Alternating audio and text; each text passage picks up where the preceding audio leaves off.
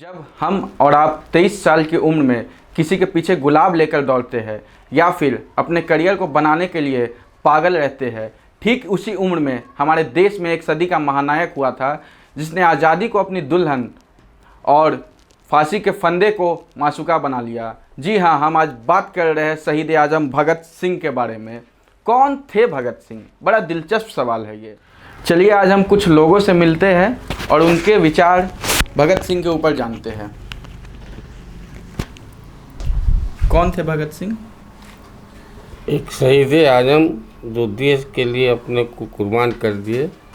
वो भगत सिंह 23 वर्ष की उम्र में ये स्थिति पैदा कर दिए कि अंग्रेज़ों को हिंदुस्तान से जाना पड़ा। इसमें ज़रूर हमारे बापू महात्मा गांधी भी उनके समझो कि एक गुरु थे। जो लोग बोलते हैं कि भगत सिंह जैसे महान योद्धा जिनकी उम्र 23 वर्ष था और उन्होंने इस काम को करके आज देश को आज़ाद करके हम लोग आज़ाद देश के आज़ाद फौज माने जाएंगे। भगत सिंह का कोई एक विचार जो आपको हमेशा प्रेरित करता हो? भगत सिंह का विचार एक विचार ने सब विचार सबको प्रेरित करता है। इस देश गुलामी से आज़ादी दिलाने में किस विचार को हम कहें, उनका हर विचार हर व्यक्ति के लिए एक पुण्य आत्मा की तरह है। भगत सिंह एक भगवान की तरह इस देश में पूजे जाते हैं। हाँ, भगत सिंह एक भगवान की तरह इस देश में पूजे जाते हैं और पूजना भी चाहिए। अच्छा, हम एक और बच्चे से भी जानते हैं कौन थे भगत सिंह। भगत सिंह एक क्रांतिकारी थे जिन्होंने अपने देश के लिए अपनी जान दे दी थी। अच्छा, भगत सिंह का एक नारा बहुत फेमस है, तुम जानते हो उसके बारे में? हाँ, एक बार जोर से बोलो। इनकलाब जिंदाबाद। एक बार और जोर से, इनकलाब जिंदाबाद। इनकलाब जिंदाबाद। अच्छा, तुम भी उस नारा को दोहरा दो। इनकलाब जिंदाबाद। इनकलाब जिंदाबाद। इनकलाब जिंदाबाद। इनकलाब जिंदाबाद। कोई एक सुझाव जो आप चचा इस देश के युवाओं को देना चाहेंगे कि वो भी भगत सिंह की तरह कुछ अच्छा करे?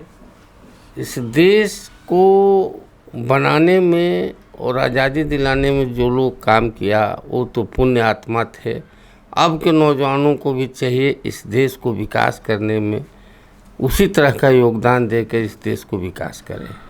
अच्छा, एक बार आप भी वो नारा दोहरा दीजिए भगत सिंह का, इनकलाब जिंदाबाद।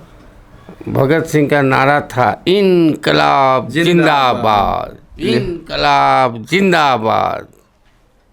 इनकलाब जिंदाबाद। तुम भी? इनकलाब जिंदाबाद।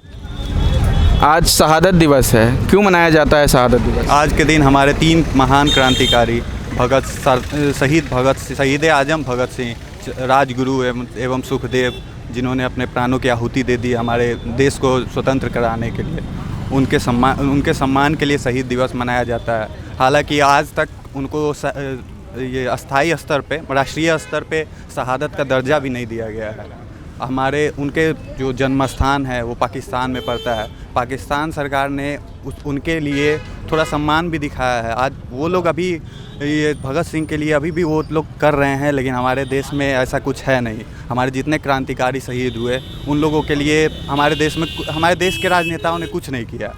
जो बस ऐसे ही सत्ता के लोभी थे वो लोग आज शासन कर रहे हैं, और जो असल मायने में क्रांतिकारी थे उन लोगों का कुर्बानियों को मतलब व्यर्थ में चला गया है।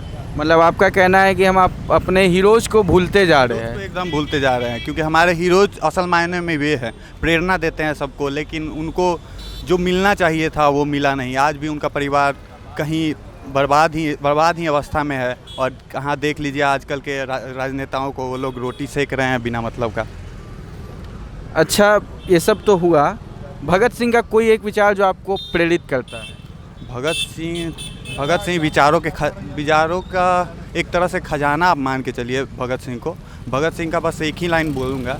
भगत सिंह का जब मतलब लास्ट टाइम था, जब शहीद होने वाले थे, जब उनको फांसी दिया जाने वाला था, 23 मार्च आज ही के दिन 24 तारीख को उनको फांसी दिया जाना था, लेकिन दिया गया था 23 को, क्योंकि अंग्रेज़ सरकार को ये डर था कि इतना बवाल कटेगा कि हम लोग ये 24 तारीख को फांसी नहीं दे पाएंगे, क्योंकि इतनी भीड़ जुटनी शुरू हो गई थी।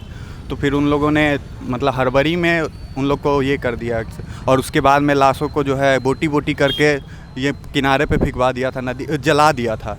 तो लेकिन छत विछत करके। और भगत सिंह ने अपने लास्ट समय में बोला था अपनी माँ को कि लाश लेने के लिए तुम मत आना, कुलवीर को भेजना। कुलवीर, हाँ कुलवीर या सतवीर, थोड़ा नाम में कुलवीर को भेजना, क्योंकि मैं ये नहीं चाहता कि जब शहीद की माँ आए और उसकी आंखों से आंसू आए तो दुनिया क्या कहेगी कि शहीद की माँ रोने लग गई। ये सारे बात सुन के ही खुद में कपकपी आ जाती है। आप जैसे बोल रहे हैं, लगता है भगत सिंह के बारे में काफ़ी पढ़ा है और काफ़ी जानकारी भी रखते हैं। एक कोई कारण बताइए, एक कारण हो नहीं सकता, अंग्रेजी हुकूमत इतना डरती क्यों थी भगत सिंह से? क्योंकि वो खुद कहते थे कि वो बम और पिस्तौल नहीं, वो विचारों के नेता थे, विचारों की क्रांति लाना चाहते हैं, विचारों से क्रांति लाना चाहते थे। ऐसा क्यों? विचारों से क्रांति लेकिन उस समय पॉसिबल नहीं थी, जब उन्होंने ये भी कहा था कि ये क्या बोलते हैं, बहरों को सुनाने के लिए बमों धमाके की ज़रूरत है, और वो चाहते तो वो ज़िंदा रह सकते थे, मतलब लेकिन फिर भी उन्होंने अपने आप को कुर्बान किया ताकि देश में जो है सो इस तरह का और बहुत सारे भगत सिंह पैदा हो जाएं। तो इसके वजह से उन्होंने अपने जानबूझ के अपनी कुर्बानी दी। वो चाहते मतलब बहुत सारे लोग ट्राई कर रहे थे कि हाँ भगत सिंह नहीं जाएं वो बला का मतलब ये बम ब्लास्ट वाले कांड में असेंबली में वो नहीं जाएं, लेकिन वो फिर भी बोले क्या जो नहीं हमको खुद जाना है, क्योंकि किसी विचारों से लीडर को जो है सो खुद अपने आप लीडर का बेस्ट क्वालिटी क्या होता है कि लीड फ्रॉम फ्रंट, तो वो किए, और इसके वजह से देश में आज भी भगत सिंह का नाम जो है सो अग्रगणी श्रेणी में आता है। भगत सिंह का वो नारा दोहरा दीजिए जो बहुत फेमस है अभी भी। इनकलाब जिंदाबाद। इनकलाब जिंदाबाद। इनकलाब जिंदाबाद। आप लोग भी? आज बहुत लोगों से हमने बात किया, उनके विचार जाने, पर आज से करीब 100 साल पहले भगत सिंह ने भारत देश को लेकर एक सपना देखा था, असमानता के ऊपर समानता का सपना, बराबरी का सपना, मजदूर एवं गरीब तबके के लोगों के लिए बराबरी एवं न्याय का सपना। अब आप सोचिएगा कि आज से 100 साल बाद उस सपने के कितने करीब आप पहुँचे हैं या कितने दूर चले गए हैं। ये भी एक त्रासदी ही है कि जिस देश में भगत सिंह ने जन्म लिया उसी देश में आज सबसे ज़्यादा भ्रष्ट लोग मौजूद हैं। तो उस सपने से हम कितने दूर चले गए, एक बार ज़रूर सोचिएगा और अपने विचार भगत सिंह के बारे में या कोई उनके थॉट कमेंट्स बॉक्स में ज़रूर बताएं। एक बार भगत सिंह का नारा आप लोग जोर से बोल दीजिए। इनकलाब जिंदाबाद। इनकलाब जिंदाबाद। इनकलाब। जिंदाबाद। Thank you so much.